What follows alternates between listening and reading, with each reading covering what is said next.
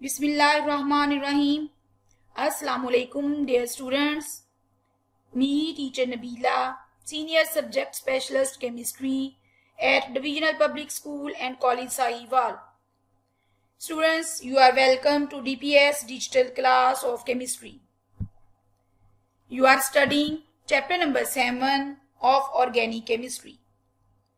Today the topic of our discussion is functional group and sp3 hybridization. Students, these topics are 7.8 and 7.9 of your textbook. Students, the main objective to learn functional group is it has specific properties so we can recognize and learn the whole organic chemistry easily. The main objective to learn hybridization is how bonds are formed and how shape and geometry of the molecules play an important role in deciding the structure of the molecule.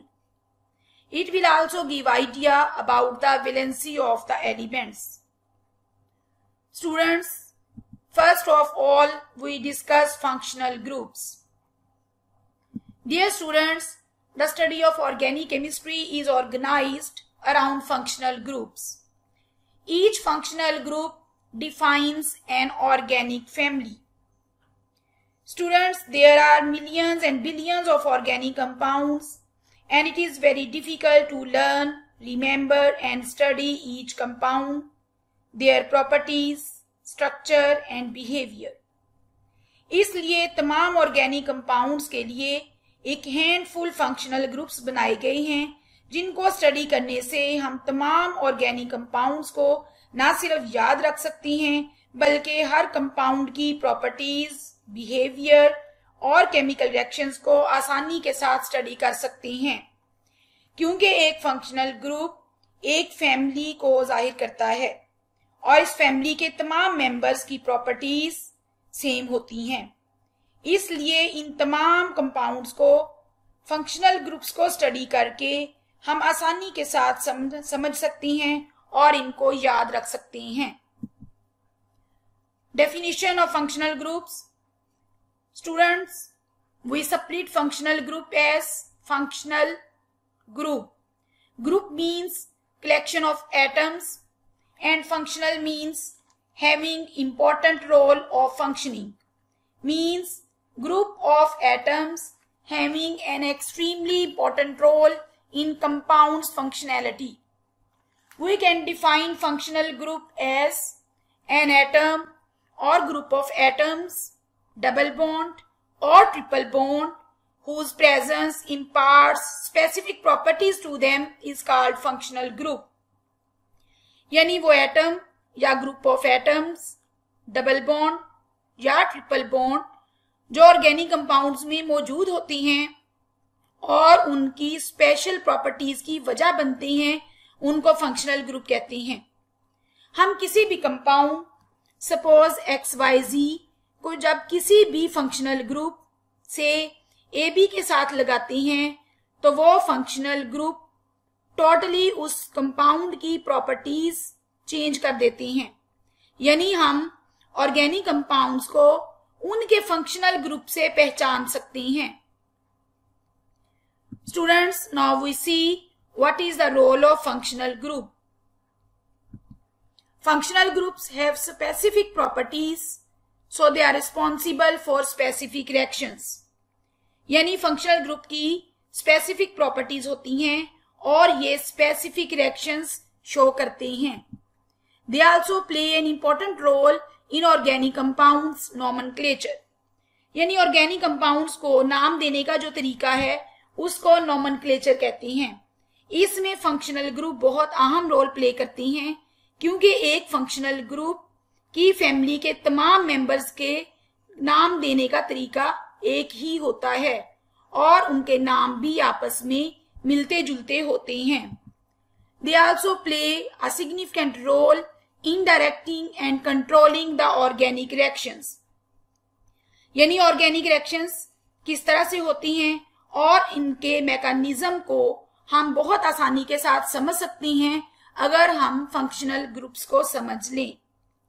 Students, compounds की properties दो factors पर depend करती हैं। Number 1, carbon chains containing single, double and triple bond and presence of functional group, यानी तमाम organic compounds की properties को हम आसानी के साथ स्टडी कर सकती हैं अगर हमें पता हो कि उनमें कार्बन चेन्स किस तरह की हैं, यानी उनमें सिंगल बॉन्ड है, डबल बॉन्ड है या ट्रिपल बॉन्ड है, और दूसरा उसमें फंक्शनल ग्रुप कौन सा मौजूद है। तो तब हम ऑर्गेनिक कंपाउंड्स को बहुत आसानी के साथ स्टडी कर सकते हैं। Dear students, before studying the functional group, we see what is alkyl group. Students, क्योंकि तमाम फंक्शनल ग्रुप्स अल्काइल ग्रुप्स के साथ अटैच होती हैं, इसलिए हमें पता होना चाहिए कि ये अल्काइल ग्रुप क्या हैं। When one hydrogen atom is removed from the alkane, then it becomes corresponding alkyl group. It is represented by R. आप मैट्रिक में एल्कीन्स पढ़ चुकी हैं। ये सैचुरेटेड हाइड्रोकार्बन्स होती हैं जिनमें कार्बन कार्बन के दरमियान सिंगल बॉन्ड होता है। जब इनमें से हम एक हाइड्रोजन एटम निकाल देते हैं तो ये अल्काइल ग्रुप बन जाता है। जैसे ये एल्कीन एक जनरल फैमिली है, इसमें से जब हम एक हाइड्रोजन एटम निकाल देते हैं तो ये अल्काइल ग्रुप में चेंज हो जाती हैं, यानी ANE of the alkane is replaced by YL to form an alkyl group. यहाँ आप देख सकती हैं अल्केन में मीथेन है जो कि इसका फर्स्ट मेंबर है। जब इसमें से एक हाइड्रोजन एटम निकाला तो ये बन गया मीथाइल, यानी इसको हम CH3 ग्रुप से रिप्रेजेंट करती हैं। फिर इथेन में से जब हमने एक हाइड्रोजन निकाला तो ये बन गया इथाइल, यानी 2 कार्बन एटम के साथ इथाइल। और प्रोपेन में से जब हमने एक हाइड्रोजन एटम निकाला तो ये बन गया प्रोपाइल, यानी 3 कार्बन एटम वाला कंपाउंड प्रोपाइल होगा। इन ग्रुप के साथ आप ये डैश लगी हुई देख सकती हैं, ये जाहिर करती हैं कि ये अल्काइल ग्रुप्स फर्दर किसी भी ग्रुप या एटम के साथ अटैच हो सकती हैं। स्टूडेंट्स, यहां पर आप देख सकती हैं कि मैंने इसको कोई भी नाम नहीं दिया। दरअसल हमारी ऑर्गेनिक केमिस्ट्री में कार्बन कार्बन के दरमियान मोस्टली सिंगल बॉन्ड होता है और ये कंपाउंड्स फर्दर भी कार्बन एटम्स किसी भी एटम के साथ सिंगल बॉन्ड के जरिए अटैच होती हैं। तो इसलिए हमारे पास मोस्टली जो ऑर्गेनिक कंपाउंड्स हमें मिलती हैं उनमें कार्बन कार्बन के दरमियान सिंगल बॉन्ड होता है। ऐसे कंपाउंड्स जिनमें कार्बन कार्बन के दरमियान सिंगल बॉन्ड हो उनको हम अल्कीन्स कहती हैं। एग्जाम्पल्स में आप देख सकती हैं, यहाँ पर 2 कार्बन एटम सिंगल बॉन्ड के जरिए अटैच्ड हैं, इसको हम इथेन कहती हैं। आगे एग्जाम्पल में 3 कार्बन एटम सिंगल बॉन्ड के जरिए अटैच हैं, इसको हम प्रोपेन कहती हैं। Single bond is not included in the functional group, यानी ये सिंगल बॉन्ड किसी भी फंक्शनल ग्रुप में इंक्लूड नहीं किए जाते और ना ही ये उनका हिस्सा होते हैं। नेक्स्ट है हमारे पास डबल बॉन्ड। फंक्शनल ग्रुप हमारे डबल बॉन्ड से ही स्टार्ट होती हैं। यहाँ फंक्शनल ग्रुप डबल बॉन्ड है और वो तमाम कंपाउंड्स जिनमें 2 कार्बन एटम्स के दरमियान डबल बॉन्ड हो उनको हम अल्कीन्स कहती हैं। ENE represents double bond. इसका फर्स्ट मेंबर इथीन है। यहाँ आप देख सकती हैं 2 कार्बन एटम्स के दरमियान डबल बॉन्ड मौजूद है, इसको हम कहती हैं इथीन। एंड नेक्स्ट में यहाँ पर 3 कार्बन एटम्स हैं और इनके दरमियान एक डबल बॉन्ड मौजूद है, इसको हम कहती हैं प्रोपीन। इनमें कम से कम एक डबल बॉन्ड का होना जरूरी है। इन कंपाउंड्स में एक से ज्यादा भी डबल बॉन्ड हो सकती हैं, लेकिन कम से कम एक डबल बॉन्ड का होना जरूरी है। नेक्स्ट है स्टूडेंट्स हमारे पास ट्रिपल बॉन्ड, यानी इसका फंक्शनल ग्रुप ट्रिपल बॉन्ड है और ऐसे तमाम कंपाउंड्स जिनमें ट्रिपल बॉन्ड मौजूद हो उनको हम अल्काइंस कहती हैं। YNE alkynes, YNE ions represents triple bond. इसका फर्स्ट मेंबर इथाइन है। यहाँ आप देख सकती हैं कि 2 कार्बन एटम के दरमियान ट्रिपल बॉन्ड मौजूद है। नेक्स्ट एग्जांपल में हमारे पास 3 कार्बन एटम वाला कंपाउंड है जिनमें एक ट्रिपल बॉन्ड मौजूद है, इसको हम कहती हैं प्रोपाइन। इनमें भी स्टूडेंट्स कम से कम एक ट्रिपल बॉन्ड का होना जरूरी है। एक से ज्यादा भी ट्रिपल बॉन्ड हो सकती हैं। नेक्स्ट है हमारे पास halo group. Halo is derived from halogens, यानी ये हेलोजेंस को रिप्रेजेंट करता है, जैसे fluorine, chlorine, bromine and iodine. Generally इसको हम एक्स से रिप्रेजेंट करती हैं। ऐसे तमाम कंपाउंड्स जिनमें हेलो ग्रुप मौजूद हो उनको हम अल्काइल हैलाइड्स कहती हैं या उनको हम हेलो अल्केन्स भी कहती हैं। यहाँ पर हेलो ग्रुप फर्दर किसी भी अल्काइल ग्रुप के साथ अटैच हो सकता है और होता है। यहाँ आप एग्जांपल्स में देख सकती हैं कि यहाँ पर मिथाइल ग्रुप हेलोजन के साथ अटैच है, इसको हम कहती हैं मिथाइल हैलाइड। नेक्स्ट एग्जांपल में इथाइल ग्रुप क्लोरीन के साथ अटैच्ड है, इसको हम कहती हैं इथाइल क्लोराइड। नेक्स्ट एग्जांपल में आप देख सकती हैं कि यहाँ पर इथाइल ग्रुप ब्रोमाइड के साथ अटैच्ड है, इसको हम कहती हैं इथाइल ब्रोमाइड। इस क्लास को यानी अल्काइल हैलाइड्स को जनरली हम RX के साथ रिप्रेजेंट करते हैं। R for alkyl group and X for halogen, यानी हम अगर अल्काइल ग्रुप को चेंज करते जाएं और हेलोजन को चेंज करते जाएं तो हम बेशुमार अल्काइल हैलाइड्स के कंपाउंड्स हासिल कर सकती हैं। स्टूडेंट्स, नेक्स्ट ग्रुप है हमारे पास hydroxyl group. Hydroxyl group is the combination of oxygen and hydrogen atom. वो तमाम कंपाउंड्स जिनमें hydroxyl group as a functional group मौजूद हो उनको हम अल्कोहल्स कहते हैं। स्टूडेंट्स, यहां पर भी फंक्शनल ग्रुप फर्दर किसी भी अल्काइल ग्रुप के साथ अटैच हो सकता है। यहां पर एग्जांपल्स में देख सकती हैं, यहां मिथाइल ग्रुप हाइड्रोक्सल ग्रुप के साथ अटैच्ड है, इसको हम कहते हैं मिथाइल अल्कोहल। नेक्स्ट एग्जांपल में इथाइल ग्रुप हाइड्रोक्सल ग्रुप के साथ अटैच्ड है, इसको हम कहती हैं ethyl alcohol. The name of all compounds ends at OL, these are called alkanols, यानी E of the alkane is replaced with OL, तो ये बन जाती हैं अल्कानोल्स, यानी अल्कोहल्स का दूसरा नाम अल्कानोल्स है। जैसे मिथाइल अल्कोहल को हम कहेंगे मिथेनॉल एंड इथाइल अल्कोहल को हम कहेंगे इथेनॉल, यानी हाइड्रोक्सल कंटेनिंग ग्रुप्स को हम अल्कोहल्स भी कह सकती हैं और इनको हम अल्कानोल्स भी कह सकती हैं। स्टूडेंट्स, नेक्स्ट है हमारे पास group amino group. Amino group का फंक्शनल ग्रुप है NH2 ग्रुप और इसकी क्लास को हम कहती हैं एमाइंस। यहां पर भी अमाइनो ग्रुप फर्दर किसी भी अल्काइल ग्रुप के साथ अटैच होता है। यहां आप एग्जांपल में देख सकती हैं, यहां मिथाइल ग्रुप अमाइनो ग्रुप के साथ अटैच्ड है, इसको हम कहेंगे मिथाइल एमाइन।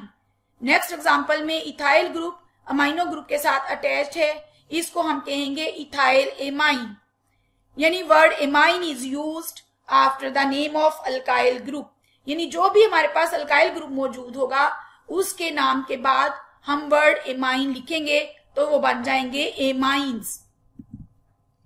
नेक्स्ट है हमारे पास students group imino group, C double bond NH, इसकी क्लास को हम कहती हैं इमाइंस। यहां पर आप देख सकती हैं ये फंक्शनल ग्रुप भी फर्दर किसी भी अल्काइल ग्रुप के साथ अटैच हो सकता है। यहां पर भी आप देख सकती हैं कि मिथाइल ग्रुप डबल बॉन्ड के जरिए NH के साथ अटैच्ड है, इसको हम कहती हैं मिथाइल इमाइन। और नेक्स्ट में इथाइल ग्रुप डबल बॉन्ड के जरिए NH के साथ अटैच्ड है, इसको कहती हैं हम इथाइल इमाइन, यानी ऐसे कंपाउंड्स जिनका फंक्शनल ग्रुप इमाइनो ग्रुप हो उसको हम कहती हैं इमाइंस। नेक्स्ट है हमारे पास स्टूडेंट्स ईथर लिंकेज, यानी फंक्शनल ग्रुप COC है, यानी दो कार्बन एटम एक ऑक्सीजन एटम के जरिए लिंक्ड होती हैं, इसकी क्लास को हम कहती हैं ईथर्स। यहां पर ऑक्सीजन एटम फर्दर किसी भी दो अल्काइल ग्रुप के साथ अटैच हो सकता है। ये अल्काइल ग्रुप सेम भी हो सकती हैं और डिफरेंट भी हो सकती हैं। यहां आप एग्जांपल में देख सकती हैं कि यहां पर दो मिथाइल ग्रुप मौजूद हैं, यानी दो सिमिलर ग्रुप मौजूद हैं, तो ये होगा di methyl ether. Next example में आप देख सकती हैं कि यहां पर एक मिथाइल ग्रुप और एक इथाइल ग्रुप मौजूद है ऑक्सीजन के दोनों साइडों पर, एक साइड पर मिथाइल ग्रुप और एक साइड पर इथाइल ग्रुप मौजूद है, इसको हम कहते हैं इथाइल मिथाइल ईथर। यानी ये अल्काइल ग्रुप्स सेम भी हो सकती हैं और डिफरेंट भी हो सकती हैं। नेक्स्ट है हमारे पास group formyl group, C double bond OH, ये फॉर्माइल ग्रुप है और वो तमाम कंपाउंड्स जिनमें फॉर्माइल ग्रुप मौजूद होता है उनको हम कहते हैं एल्डिहाइड्स। ये फॉर्माइल ग्रुप भी फर्दर किसी भी अल्काइल ग्रुप के साथ अटैच्ड होता है। यहाँ पर आप एग्जांपल में देख सकती हैं, फर्स्ट में यहाँ पर फॉर्माइल ग्रुप मिथाइल ग्रुप के साथ अटैच्ड है, इसको हम कहते हैं एसिटल्डिहाइड। और ये फर्दर किसी भी अल्काइल ग्रुप के साथ या हाइड्रोजन एटम के साथ भी फॉर्माइल ग्रुप अटैच हो सकता है। नेक्स्ट एग्जांपल में आप देख सकती हैं, यहाँ पर फॉर्माइल ग्रुप हाइड्रोजन एटम के साथ अटैच्ड है, इसको हम कहते हैं formaldehyde. The name of the compounds ends at Al, यानी E of the alkane is replaced with Al and then they become as alkanol. alkanol यानी इथेनॉल। अगर हमारे पास 2 कार्बन एटम्स वाला कंपाउंड है तो उसको हम कहेंगे इथेनॉल, जैसे एसिटल्डिहाइड है। और अगर हमारे पास कंपाउंड में 3 कार्बन एटम्स हैं तो उसको हम कहेंगे प्रोपेनॉल। यानी एल्डिहाइड्स भी हम इस ग्रुप को कह सकती हैं, इस क्लास को हम एल्डिहाइड्स भी कह सकती हैं और अल्कानॉल भी कह सकती हैं। स्टूडेंट्स, नेक्स्ट हमारे पास कंपाउंड जो हमारे पास फंक्शनल ग्रुप है वो है कार्बोनाइल ग्रुप, यानी C double bond O। Carbonyl group C double bond O, और ये carbonyl group further 2 alkyl group के साथ अटैच्ड होता है, यानी इसमें R ग्रुप कोई भी अल्काइल ग्रुप हो सकता है। इसकी क्लास के कंपाउंड्स को हम कीटोन्स कहते हैं।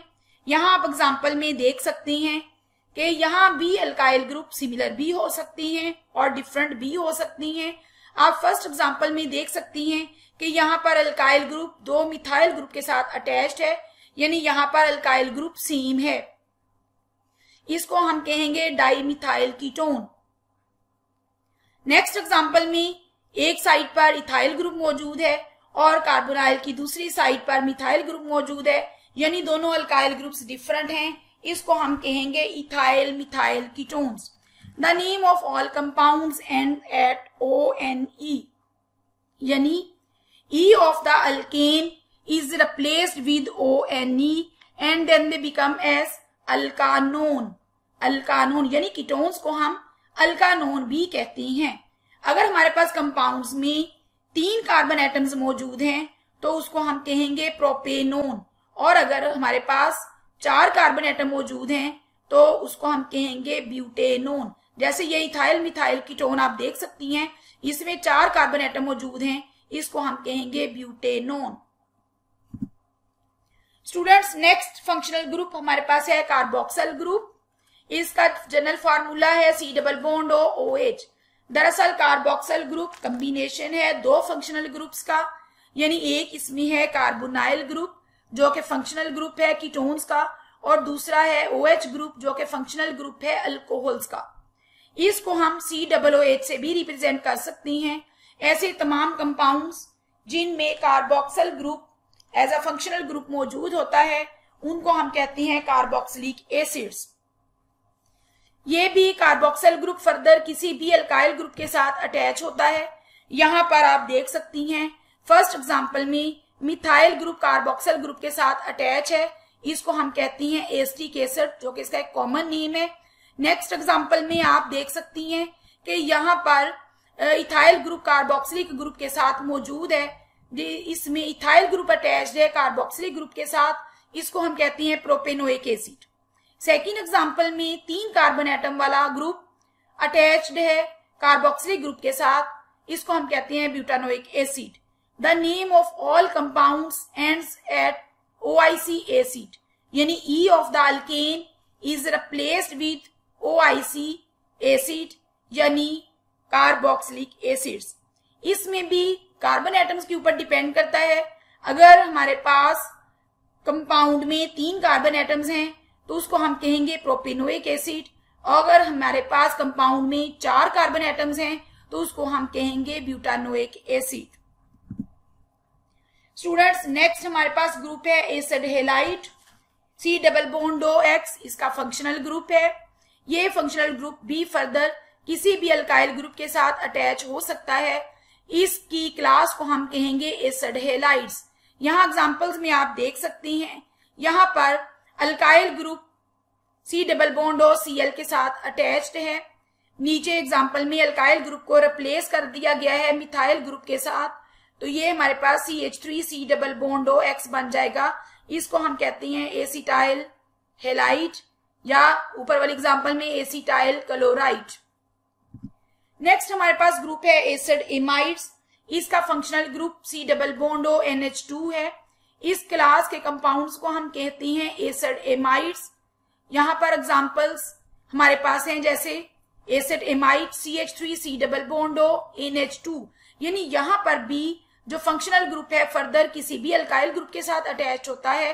फर्स्ट एग्जांपल में ये फंक्शनल ग्रुप मिथाइल ग्रुप के साथ अटैच्ड है। इससे अगली एग्जांपल में आप देख सकती हैं कि यहाँ पर हेक्सीन के साथ एमाइड ग्रुप जो है वो अटैच्ड है, तो ये होगा hexene amide. The word amide is added after the name of alkane, यानी जो भी हमने अल्केन यूज की उसके एंड पे हम वर्ड एमाइड लगाएंगे। स्टूडेंट्स नेक्स्ट हमारे पास फंक्शनल ग्रुप है ester group C double bond OO, इसका फंक्शनल ग्रुप है और ये फर्दर दो अल्काइल ग्रुप के साथ अटैच्ड होता है, यानी RC double bond OOR। R groups similar भी हो सकती हैं और ये डिफरेंट भी हो सकती हैं। ऐसी क्लास ऑफ कंपाउंड्स जिनमें फंक्शनल ग्रुप एस्टर ग्रुप हो उनको हम एस्टर्स कहते हैं। एग्जांपल्स में स्टूडेंट्स आप देख सकती हैं कि यहाँ पर फर्स्ट एग्जांपल में एस्टर ग्रुप या एस्टर लिंकेज जो है दो सिमिलर अल्काइल ग्रुप के साथ अटैच्ड है, यानी इथाइल ग्रुप के साथ। यहाँ पर R ग्रुप सिमिलर है, तो ये हमारे पास हो जाएगा डाई इथाइल एस्टर या इसको हम इथाइल प्रोपानोएट भी कहती हैं। सेकेंड एग्जांपल में ये फंक्शनल ग्रुप एक साइड पर मिथाइल ग्रुप के साथ अटैच है और दूसरी साइड पर ये प्रोपाइल ग्रुप के साथ अटैच है। इसको हम कहती हैं प्रोपाइल इथानोएट या प्रोपाइल इथानोएट या methyl propyl ester. Students next हमारे पास ग्रुप है मर्केप्टो ग्रुप। इसका फंक्शनल ग्रुप SH ग्रुप है। इसकी क्लास को हम थायोल्स कहती हैं या इनको हम थायो अल्कोहल्स कहती हैं। ये भी फर्दर किसी अल्काइल ग्रुप के साथ अटैच होती हैं। एग्जांपल्स में आप देख सकती हैं कि फर्स्ट एग्जांपल में इथाइल ग्रुप SH के साथ अटैच्ड है, इथाइल थायोल्स, और नेक्स्ट में यहाँ पर प्रोपाइल ग्रुप जो है वो SH ग्रुप के साथ अटैच्ड है, तो ये हमारे पास थायोल्स आ जाएंगे। स्टूडेंट्स नेक्स्ट ग्रुप हमारे पास है सायानो ग्रुप। इसको हम सायानाइड भी कहती हैं। इसकी क्लास को हम अल्काइल सायानाइड्स या अल्काइल नाइट्राइल्स कहती हैं। स्टूडेंट्स यहाँ पर भी सायानाइड ग्रुप फर्दर किसी भी अल्काइल ग्रुप के साथ अटैच होता है। अल्काइल ग्रुप कोई भी हो सकता है। यहाँ एग्जांपल में आप देखें, फर्स्ट एग्जांपल में मिथाइल ग्रुप जो है वो सायानाइड ग्रुप के साथ अटैच्ड है, इसको हम कहती हैं मिथाइल सायानाइड। और सेकेंड एग्जांपल में इथाइल ग्रुप सायानाइड के साथ अटैच्ड है, इसको हम कहती हैं इथाइल सायानाइड। नेक्स्ट ग्रुप है हमारे पास नाइट्रो ग्रुप। NO2 ग्रुप से इसको रिप्रेजेंट करती हैं। ये भी फर्दर किसी भी अल्काइल ग्रुप के साथ अटैच्ड होती हैं। इस फंक्शनल ग्रुप के कंपाउंड्स को हम नाइट्रो कंपाउंड्स कहती हैं। इसमें फर्स्ट एग्जांपल में आप देख सकती हैं मिथाइल ग्रुप नाइट्रो ग्रुप के साथ अटैच्ड है, इसको हम कहती हैं नाइट्रोमीथेन। नेक्स्ट एग्जांपल में बेंजीन नाइट्रो ग्रुप के साथ अटैच्ड है, इसको हम कहती हैं nitrobenzene. The word nitro is used before the name of alkane, यानी किसी भी अल्केन को जो आप यूज करेंगे उससे पहले आप वर्ड नाइट्रो यूज करेंगे, जैसे nitromethane, nitroethane, nitrobenzene. Dear students, I hope कि आपको तमाम फंक्शनल ग्रुप अच्छी तरह से समझ आ गए होंगे।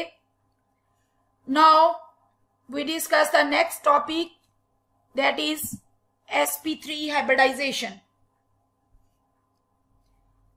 Before discussing the sp3 hybridization, हम सबसे पहले देखते हैं कि एटॉमिक ऑर्बिटल हाइब्रिडाइजेशन क्या होती है। Atomic orbital hybridization is defined as atomic orbitals differing slightly in energy intermix to form new orbitals which are called hybrid atomic orbitals. These orbitals differ from the parent atomic orbitals in shape and possesses specific geometry. This intermixing is based on quantum mechanics. यानी वो atomic orbitals जिनकी energy मुख्तलिफ होती है, जब वो आपस में इंटरमिक्स होती हैं तो वो नए ऑर्बिटल्स बनाती हैं जिनको हम हाइब्रिड ऑर्बिटल्स कहते हैं। ये नए बनने वाले हाइब्रिड ऑर्बिटल्स शेप और एनर्जी में पेरेंट एटॉमिक ऑर्बिटल से मुख्तलिफ होती हैं और इनकी स्पेसिफिक ज्योमेट्री होती है।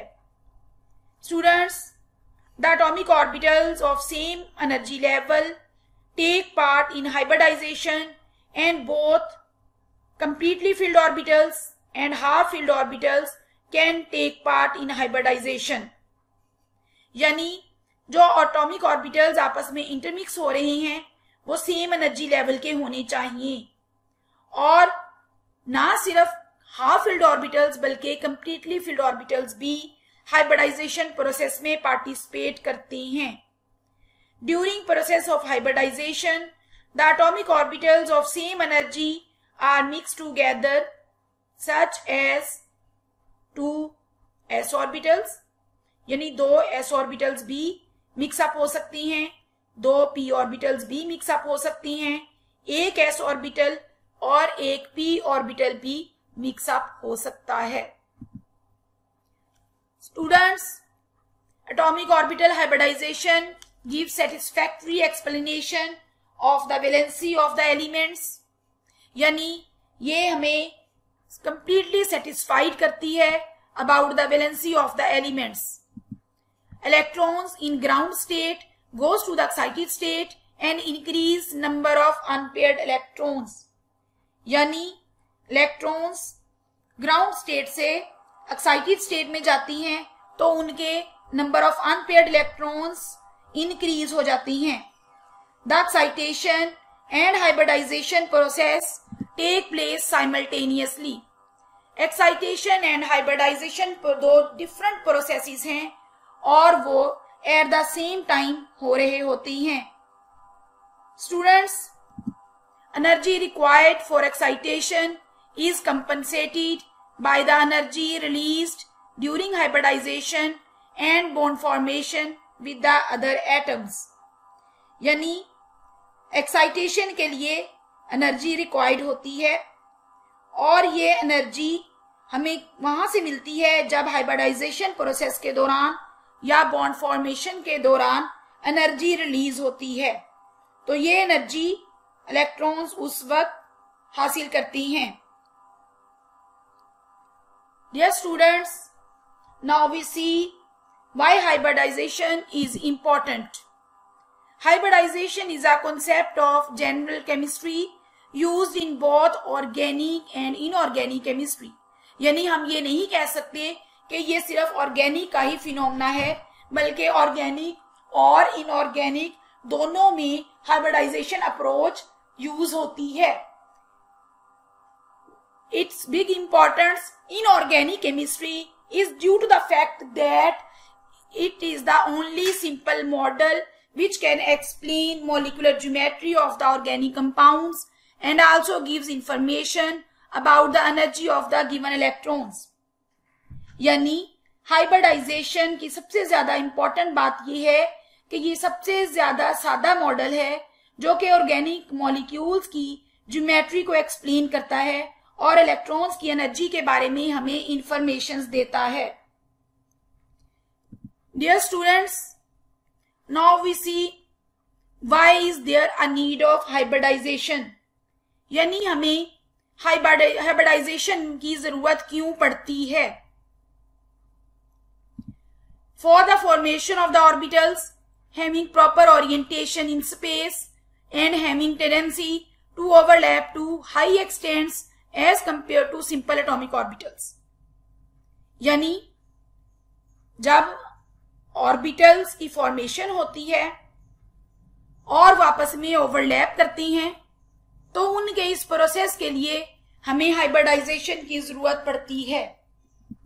It also explains some structural properties such as shape of the molecule and equivalency of the bond which cannot be explained by some other theories, यानी हाइब्रिडाइजेशन अप्रोच हमें मॉलिक्यूल्स की वैलेंसी, शेप और उसकी geometry के बारे में explanation देती है जो कि बाकी सिंपल थेरीज जो हैं वो नाकाम रही हैं इन तमाम चीजों को एक्सप्लेन करने में। Students, it is also helpful in determine the percentage covalent character by knowing percentage of S character, यानी ये हमें ये भी बताती है कि कंपाउंड्स में कितने परसेंट कोवलेंट कैरेक्टर है, यानी अगर हम परसेंटेज S कैरेक्टर की फाइंड कर लें तो हम कोवलेंट कैरेक्टर फाइंड कर सकते हैं। Now students, we see what are the key features of hybridization, यानी इसके इंपॉर्टेंट पॉइंट्स क्या हैं। Dear students, atomic orbitals with equal energies undergo hybridization, कि सिर्फ वही एटॉमिक ऑर्बिटल्स जिनकी एनर्जी सेम होती है वो हाइब्रिडाइजेशन में पार्टिसिपेट करती हैं। The number of hybrid orbitals formed is equal to the number of atomic orbitals mixing, यानी जितने नंबर ऑफ हाइब्रिड ऑर्बिटल्स उतने ही number of hybrid orbitals produce होंगे जितने एटॉमिक ऑर्बिटल्स आपस में मिक्सअप होंगे, यानी मिक्सअप होने वाले atomic orbitals hybrid atomic orbitals के इक्वल होंगे। It is not necessary that all the half filled orbitals must participate in hybridization, even completely filled orbitals with slightly different energies can also participate, यानी जैसे कि मैं ये बात आपको पहले भी बता चुकी हूं कि सिर्फ हाफ फील्ड ऑर्बिटल्स ही हाइब्रिडाइजेशन में पार्टिसिपेट नहीं करते बल्कि कंप्लीटली फील्ड ऑर्बिटल्स भी पार्टिसिपेट करते हैं। Students, hybridization happens only during the bond formation and not in an isolated gaseous atoms, यानी सिर्फ बॉन्ड फॉर्मेशन के वक्त हाइब्रिडाइजेशन प्रोसेस अपना रोल प्ले करता है, वरना फ्री स्टेट में या आइसोलेटेड गैसियस स्टेट में हमें हाइब्रिडाइजेशन की जरूरत नहीं होती। The shape of the molecule can be predicted if hybridization of the molecule is known, यानी अगर हमें पता हो कि किसी भी मॉलिक्यूल में इसकी हाइब्रिडाइजेशन स्टेट क्या है तो हम मॉलिक्यूल की शेप बता सकते हैं। Dear students, the bigger lobe of the hybrid orbital always has a positive sign while the smaller lobe on the opposite side has a negative sign, ये हम आगे जाके पढ़ेंगे, यानी इसमें हमारे पास दो तरह के लोब्स होती हैं, बिगर लोब जिसपे मोस्टली पॉजिटिव साइन होता है और स्मॉलर लोब जिसको मोस्टली हम इग्नोर कर देते हैं और इसके ऊपर नेगेटिव साइन होता है। Now students, we discuss sp3 hybridization. First of all, we see the definition of sp3 hybridization. The type of hybridization in which 1s and 3p orbitals intermix to form 4 sp3 hybrid orbitals is called sp3 hybridization, यानी वो type of hybridisation जिसमें एक s orbital और 3 p orbitals आपस में intermix होती हैं और ये 4 sp3 हाइब्रिड ऑर्बिटल्स प्रोड्यूस करती हैं, इस प्रोसेस को हम sp3 हाइब्रिडाइजेशन कहते हैं। यहां पर स्टूडेंट्स आप देख सकती हैं 1s orbital combines with 3p orbitals and gives 4 sp3 hybrid orbitals, यानी जितने ऑर्बिटल्स आपस में मिक्सअप होंगे उतने ही हमारे पास sp3 हाइब्रिड ऑर्बिटल्स बनेंगे। इसमें s कैरेक्टर 25% होता है और p कैरेक्टर 75% होता है, क्योंकि s एक ऑर्बिटल है और p के हमारे पास 3 ऑर्बिटल्स हैं, लिहाजा इसमें 1:3 होगी। स्टूडेंट्स, इस फिगर में भी आप देख सकती हैं कि यहाँ पर आपको इन्होंने एक s ऑर्बिटल दिखाया हुआ है। s ऑर्बिटल चूंकि स्फेरिकल होती हैं इसलिए इन्होंने आपको राउंड शो किया हुआ है। यहाँ पर ये एक s ऑर्बिटल है और ऊपर यहाँ पर आपके पास 3 p ऑर्बिटल्स हैं, यानी px, py एंड pz। ये आपके पास 3 p ऑर्बिटल्स हैं, यानी टोटल आपके पास 4 ऑर्बिटल्स हैं। जब ये आपस में कंबाइन करेंगे या इंटरमिक्स होंगे तो ये हमें 4sp3 हाइब्रिड ऑर्बिटल्स देंगे।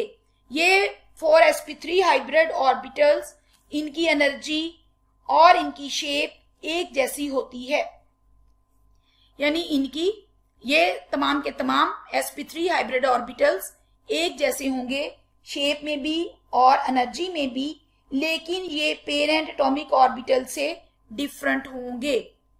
जैसे कि कंबाइन होने वाले थे एटॉमिक ऑर्बिटल्स, उनसे ये मुख्तलिफ होंगे।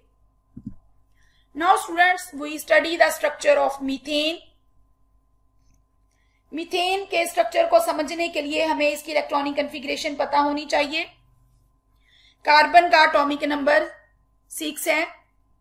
इसकी इलेक्ट्रॉनिक कॉन्फ़िगरेशन है 1s2, 2s2, 2px1, 2py1, 2pz0, यानी इसकी ग्राउंड स्टेट है 1s2, 2s2, 2px1, 2py1 and 2pz0। ये हमें बताती है कि कार्बन डाइवेलेंट है, यानी कार्बन की वैलेंसी 2 है। लेकिन स्टूडेंट्स, जब हम मीथेन का मॉलिक्यूल देखती हैं CH4, तो ये हमें बताता है कि कार्बन 4 हाइड्रोजन एटम्स के साथ अटैच्ड है। इसका मतलब ये हुआ कि कार्बन टेट्रावेलेंट है, यानी इसकी वैलेंसी 4 है। लिहाजा एक्साइटेड स्टेट में एक इलेक्ट्रॉन 2s ऑर्बिटल से शिफ्ट करके 2pz ऑर्बिटल में चला जाता है। तो अब यहां पर हमारे पास 4 अनपेयर्ड इलेक्ट्रॉन्स अवेलेबल हैं या 4 partially field atomic orbitals available हैं, जो कार्बन की टेट्रावेलेंसी को शो करती हैं। अब ये 4 पार्शली फिल्ड ऑर्बिटल्स पार्टिसिपेट करती हैं हाइब्रिडाइजेशन प्रोसेस में, और हमारे पास हाइब्रिडाइज स्टेट में कार्बन की, ये आप देख सकती हैं, हाइब्रिडाइज स्टेट में हमारे पास यहाँ पर 4 ऑर्बिटल्स जो हैं वो आ जाती हैं, जो कि sp3 हाइब्रिड ऑर्बिटल्स हैं, और ये हाइब्रिडाइजेशन में पार्टिसिपेट कर रहे हैं। स्टूडेंट्स, यहाँ फिगर में आप देख सकती हैं कि एक s ऑर्बिटल यहां पर हमारे पास है 1s ऑर्बिटल, ये कंबाइन करता है 3p ऑर्बिटल्स के साथ, px, py और pz। ये टोटल हमारे पास हैं 4 ऑर्बिटल्स। जब आपस में इंटरमिक्स होती हैं तो ये देती हैं हमें 4 newly formed orbitals which are called as hybrid orbitals and these are called as sp3 hybrid orbitals। यहाँ आप देख सकती हैं हमें 2 लोब नजर आ रही हैं, एक लार्जर और एक स्मॉलर। लार्जर लोब पे आमतौर पर पॉजिटिव साइन और स्मॉलर लोब पर नेगेटिव साइन होता है। These 4 sp3 hybrid orbitals participate in hybridization, that is sp3 hybridization, और ये आपस में मिलके टेट्राहेड्रल ज्योमेट्री बनाती हैं मीथेन की, जिसमें सेंटर में कार्बन एटम मौजूद होता है। Students, energies of the hybrid orbitals are lower than the unhybridized orbitals। यहाँ पर these 4 hybrid orbitals of equal energy have a tetrahedral geometry with carbon atom at the center। Each sp3 hybrid orbital has 2 lobes। Students, in 2 lobes में से हम सिर्फ larger lobe को ही अपनी आसानी के लिए शो करते हैं और स्मॉलर लोब को हम मोस्टली शो नहीं करते। The hybrid orbitals are oriented in space in such a way that the angle between them is 109.5 degree. आप देख सकते हैं इनमें एंगल 109.5 डिग्री का होता है और कार्बन इनके सेंटर में मौजूद है। यहाँ पर आप देख सकते हैं इस फिगर में कार्बन सेंटर में मौजूद है। ये इसके कार्बन के 4 sp3 हाइब्रिड ऑर्बिटल्स हैं और ये sp3 hybrid orbitals 1s orbital of hydrogen के साथ ओवरलैप करती हैं। इनमें से हर एक sp3 हाइब्रिड ऑर्बिटल हर एक हाइड्रोजन एटम के s ऑर्बिटल के साथ ओवरलैप करता है। लिहाजा कार्बन और हाइड्रोजन का sp3s ओवरलैप होता है, यानी ये हमारे पास sp3s ओवरलैप है। इसी तरीके से कार्बन का हर एक हाइब्रिड ऑर्बिटल का हाइड्रोजन के साथ sp3s ओवरलैप होगा, जिसके रिजल्ट में बनने वाला बॉन्ड सिग्मा बॉन्ड होगा। यानी कार्बन 4 हाइड्रोजन एटम्स के साथ सिग्मा बॉन्ड बनाती है। लिहाजा मीथेन के एक मॉलिक्यूल में हमारे पास 4 सिग्मा बॉन्ड्स होते हैं। Students, you can see 3D model of methane. ये आप देख सकते हैं यहां पर। इसमें कार्बन सिंगल बॉन्ड के जरिए हाइड्रोजन के साथ अटैच्ड है। यहां पर आप इस स्ट्रक्चर में ये आप देख सकते हैं, इसकी ये राउंड, ये हाइड्रोजन एटम अटैच्ड है सिंगल बॉन्ड के जरिए कार्बन के साथ। तो मीथेन के मॉलिक्यूल में 4 सिग्मा बॉन्ड होती हैं, यानी कार्बन एटम 4 हाइड्रोजन एटम के साथ सिग्मा बॉन्ड बनाता है, यानी इसमें 4 सिग्मा बॉन्ड या सिंगल बॉन्ड्स, कोवलेंट बॉन्ड्स होती हैं। और इससे बनने वाले मॉलिक्यूल मीथेन की ज्योमेट्री टेट्राहीड्रल होती है। Students, in the molecule of methane there are 6 bond angles, each 109.5 degree. Tetrahedral structure of methane has 4 faces, 4 corners and 6 edges. Now we see the structure of ethane. In ethane molecule there are 2 tetrahedron of each carbon are joined together. यहां पर आप देख सकती हैं ये एक टेट्राहीड्रन है carbon की, जो कि कार्बन की दूसरी टेट्राहीड्रन के साथ ज्वाइन किए हुए है।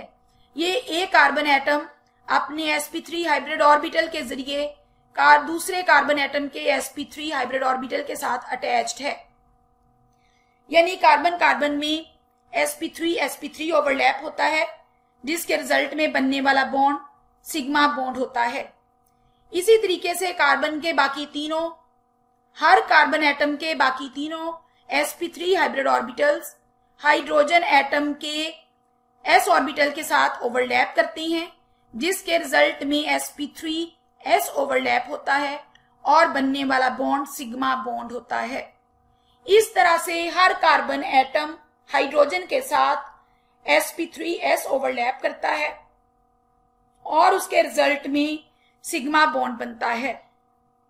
यानी इथेन के मॉलिक्यूल में कार्बन कार्बन के दरमियान sp3 ओवरलैप होता है और उससे बनने वाला बॉन्ड सिग्मा बॉन्ड होता है, और कार्बन का हर sp3 hybrid orbital hydrogen atom के s ऑर्बिटल के साथ ओवरलैप करता है और इस तरह उनमें भी sp3s ओवरलैप होता है और उससे भी सिग्मा बॉन्ड बनता है। इस तरह से इथेन के एक मॉलिक्यूल में टोटल हमारे पास 7 सिग्मा बॉन्ड्स होते हैं। Dear students, this type of hybridization successfully explains the bonding and shapes of all those carbon compounds in which carbon atom is saturated. यानी वो तमाम कार्बन कंपाउंड्स जिनमें कार्बन कार्बन के दरमियान सिंगल बॉन्ड होता है, उसमें sp3 हाइब्रिडाइजेशन होती है। Now students, we see what are the characteristics of sp3 hybridization. All these 4 sp3 hybrid orbitals are degenerate orbitals, means they have equal energy. यानी जितने भी sp3 hybrid orbitals मिलती हैं वो तमाम degenerate होती हैं, और degenerate orbitals का मतलब होता है ऐसे तमाम orbitals जिनकी equal energy होती है। लिहाजा इन तमाम ऑर्बिटल्स की एनर्जी सेम होती है। They are directed at an angle of 109.55 degree in space, यानी तमाम के तमाम एंगल्स 109.5 डिग्री के होते हैं। It gives tetrahedral geometry. A carbon atom forms single bond with the other atoms. Here these hybrid orbitals overlap with the orbitals of these atoms and form 4 sigma bonds. यानी carbon atom का sp3 hybrid orbital हर hydrogen atom के s orbital के साथ overlap करता है, जिसके result में single bond बनता है जिसको हम सिग्मा बॉन्ड भी कहते हैं। Carbon is saturated in some compounds, यानी कार्बन टेट्रावेलेंट होता है और ये सिंगल बॉन्ड के जरिए दूसरे कार्बन एटम के साथ अटैच्ड होता है। sp3 hybridization explains the bonding and the shape of the compounds, यानी sp3 hybridization हमें कार्बन कंटेनिंग कंपाउंड्स की बॉन्डिंग और शेप्स भी बताती है, यानी ज्योमेट्री भी बताती है। यह सिर्फ ऑर्गेनिक केमिस्ट्री में ही नहीं बल्कि इनऑर्गेनिक केमिस्ट्री में भी हमें मॉलिक्यूल्स की बॉन्डिंग और शेप्स के बारे में इंफॉर्मेशन देती है। स्टूडेंट्स, आज के लेक्चर में आपने फंक्शनल ग्रुप्स के बारे में पढ़ा, यानी ऐसे एटम्स या ग्रुप ऑफ एटम्स जब इनको हम किसी दूसरे कंपाउंड्स के साथ अटैच करते हैं तो ये उनको स्पेसिफिक प्रॉपर्टीज देती हैं, उसको हम फंक्शनल ग्रुप कहते हैं। हमने इसमें डिफरेंट टाइप्स के फंक्शनल ग्रुप्स पढ़े। हमने फंक्शनल ग्रुप्स की क्लासेस विद एग्जांपल्स पढ़ी। इसमें हमने एटॉमिक ऑर्बिटल हाइब्रिडाइजेशन के बारे में पढ़ा और फिर हमने sp3 हाइब्रिडाइजेशन को डिटेल स्टडी किया। हमने स्टूडेंट्स sp3 हाइब्रिडाइजेशन को यूज करते हुए मीथेन का स्ट्रक्चर स्टडी किया और फिर हमने इथेन का स्ट्रक्चर स्टडी किया। Now assignment for you, what is functional group? Write oxygen containing functional groups with examples. Write 2 examples of each containing carbonyl group and carboxylic group. What is sp3 hybridization? Explain the structure of ethane using sp3 hybridization approach. Students, I hope कि आज का आपको lesson बहुत अच्छी तरह से समझ आ गया होगा। Thank you very much. May God bless you.